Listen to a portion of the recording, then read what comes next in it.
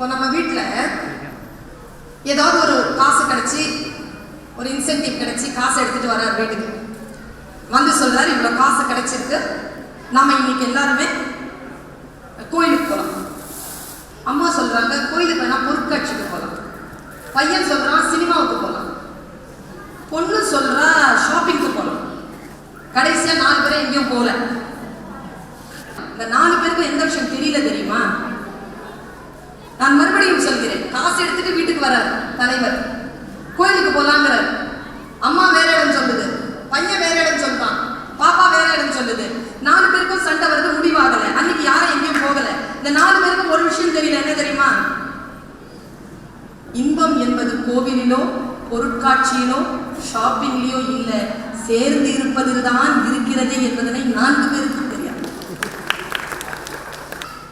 சுவாமி விவேகானந்தருடைய வீரம் அன்பை அடிப்படையாக கொண்டது.